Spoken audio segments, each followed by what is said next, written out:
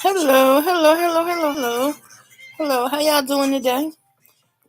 I'm listening to Knee Deep, baby. I'm knee deep, baby. Too far in to turn around. Hello. I took a weight loss evaluation that was sponsored by Bright Line Eating. It was very informative. If you all want to go on and my eyelash came off. Oh, it came off. It's right here. It's right. Where is it? Did it come off? Wait a minute. I think it either came off or it. I could take a mirror, but oh well. This is a mirror. Hold on. Did it come off?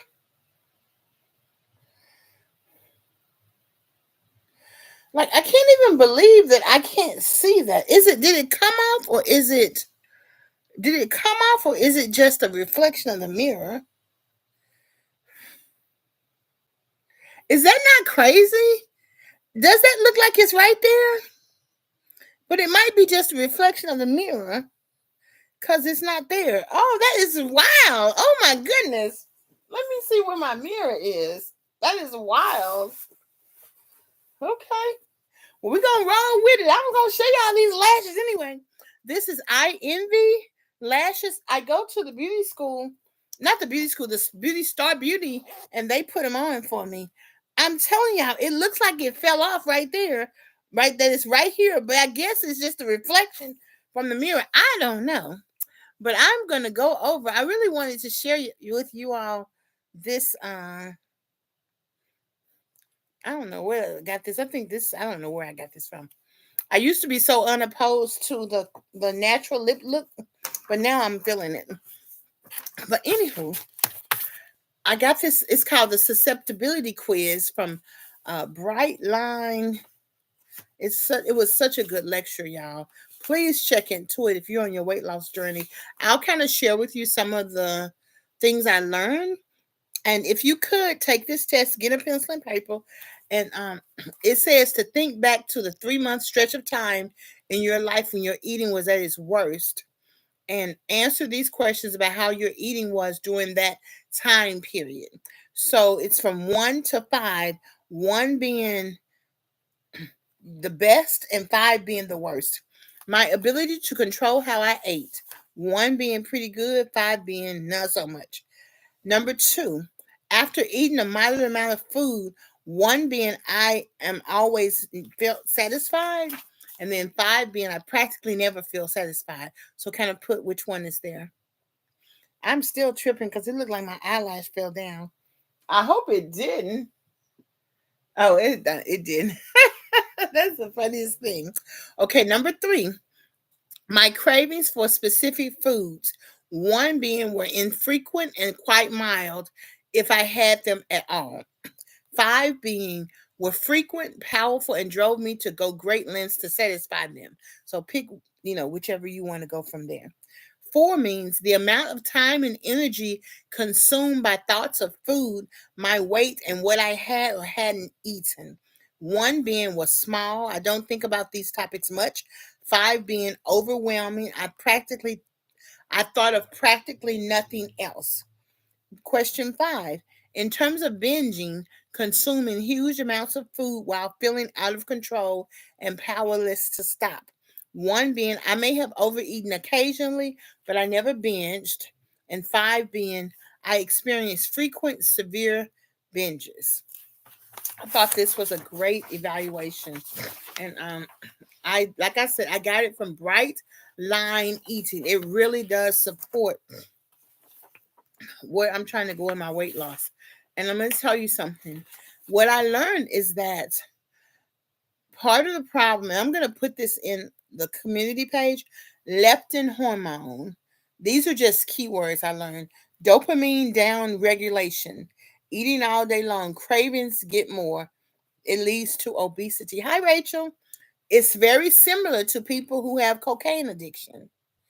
And I've been guilty of that, eating all day. Even like when I buy a snack, and then the more I sit there with everybody ordering, I want another one, then another one to take home for later. And I can resonate. You know what she said? It's two food blocking weight loss: sugar and flour. And I remember hearing that when I was in my 20s, it couldn't register in my brain what they were talking about. When people go, "Oh, I don't eat sugar." I heard them say it, but it was such a foreign concept. Even now, I hear it, I hear it, I hear it, I hear it. I don't really buy sugar. I have brown sugar, I have honey. However, let me turn this teapot on. Speaking of honey, it's something that is so deep because it's such a part of our culture. So, what the goal is to have peace and serenity with food. She was saying within 2 weeks, for those people who stop eating honey, sugar, and flour for 2 months, they gain peace and serenity with food. And so I'm thinking, okay, sugar and honey. What is it that I eat that has sugar and honey in it? And maybe for July, because Juneteenth is in June, I'm gonna eat whatever they got that's good at the Juneteenth celebration. So maybe for July and for August, I cannot eat flour and sugar. So maybe that's something I can do. So let's see what else I learned. And she said they did a study with 4,500 people in 2 months. Everybody from 20s, 30s, 40s, 50s, 60s, and 70s. They lost weight fast, fast, fast. They became a fat releasing machine. Like people in their 60s and 70s were losing weight like they did in their 20s just by not eating sugar and flour. And so then we talked about how well I did with that. Why would I want to do that when you think about that? The reason it's hard is because most of the time we look at weight loss programs, we don't have a we don't have a plan for what you're going to do to stick with your goal long term. Doesn't that make sense? And she talks about the willpower gap. Here's another reason for keywords: anterior circular cortex. That's the making decisions part. Making decisions, task persistence, and emotional regulation. Having to think about all that stuff all the time, it fries our brains. And it's true. There are times when I get, even last week, I'm like, what am I going to order to eat? I don't know. Because I order my groceries from Walmart, have them delivered. And so then yesterday, I went to Walmart, and I went to a different Walmart and had them to help me to pick up groceries. And I had 5 things on my list. Okay. And then she talks about decision fatigue.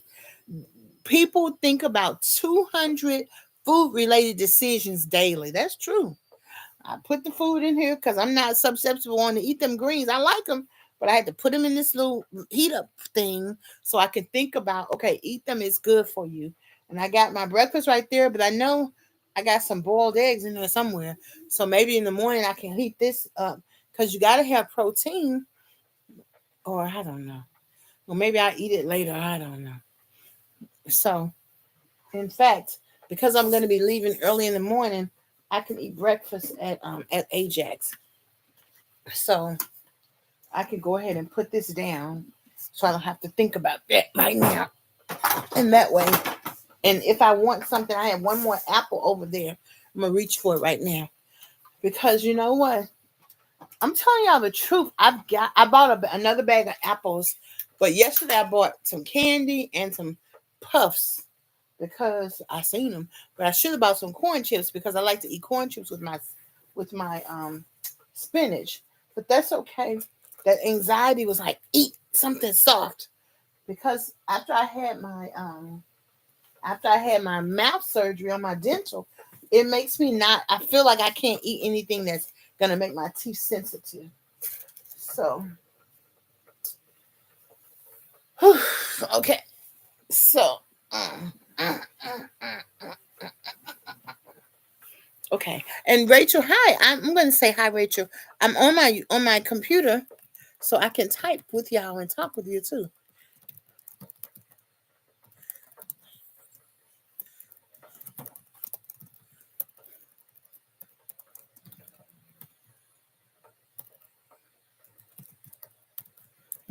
See, I can type with y'all tonight. Okay, so the other thing is eating process, the procedure of memory.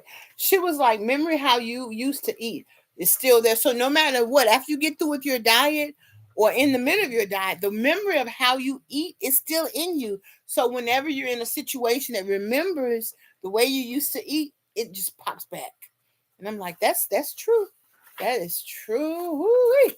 So what makes the plan? What she talks about is when you eat item, when you have itemizable, like automated plans for eating, that helps you to shake all of this problem. The movie, like if you go to the movies and you're used to getting popcorn and kids meal like me, then when you get in the movie, you're gonna get that. Okay, and then the food, but muscles do what it usually does. The brain never made to execute new plans. That's what of eating long term. Your brain hadn't figured out what she doing this for the long term. That makes sense. Then the toxic gets into self perception theory, and what that does is we know who we are by watching what we do. So we question our values, our trust, our belief, our love. We have this hate. We loathe the fact that we can't seem to stick to it. And now that affects our self-esteem and our esteem. And that's the modern food environment.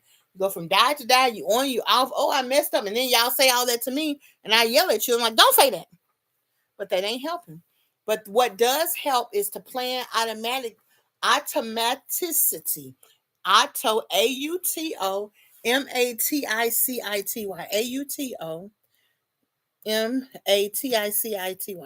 That's the answer. Do it like you brush your teeth, or like 95% of people brush their teeth. And she also talks about the value of using the food scale, writing down what you're eating, and planning what you're going to eat the night before. And that's very helpful. And what do you do to keep that weight off? What do people? This is a good question. Okay, what do those who keep weight off do differently?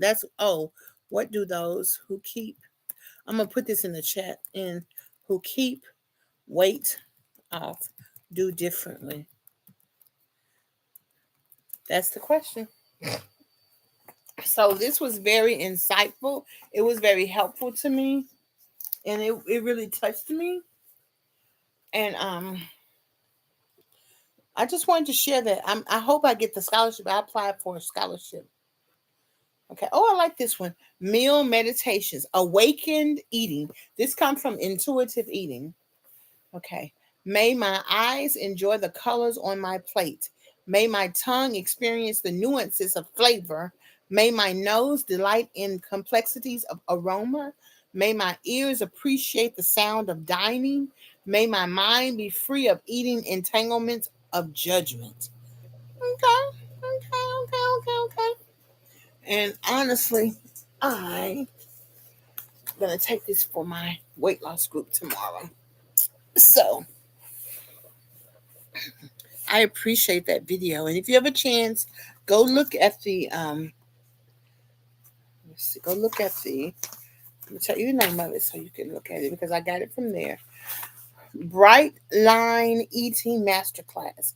It says conquer cravings, harness hunger, and thrive in your bright body for life. So that really encouraged me today. So I hope that encourages you as well. So this is for my hot food. This is for this. So how y'all doing? How you doing today, Rachel?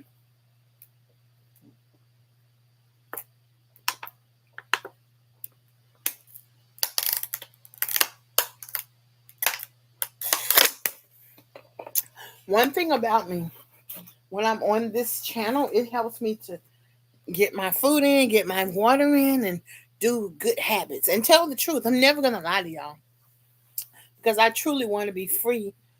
But I understand everything she said, and even the teacher, she lost weight, got her weight loss off, and she also was able to keep it off. And so I really appreciate that. So that's why I'm telling you, the thing is that I have learned is not to be getting too excited or getting too low or too high. Don't take yourself through all those emotions, because then it doesn't help you to really think clearly. And that's the thing, and make a good decision on what you're going to eat by beating yourself up, because it doesn't help. In fact, the more you encourage yourself, when I get ready to stand up, I have to think positive thoughts. I have to, if I think negatively, I fall off this bed. Okay. So I just wanted to share that with y'all. And thank you for your support. Thank you for being here. Feel free to comment. If you have any questions, I could text you now and talk to you because I'm on my computer. And if not, I understand that too. But I just appreciate y'all being here with me. And I wanted to come on earlier, but then I was like, so I'm here, and we're gonna have a good week. We're gonna mix some things up. They're coming to fix my wheelchair this week, so y'all get to see that as well. And or at least order the parts or bring me a replacement part or whatever they're gonna do. So thank you for rocking with me. I hope you had a good weekend and a good start to this week. God bless you. Peace and hair grease. Bye.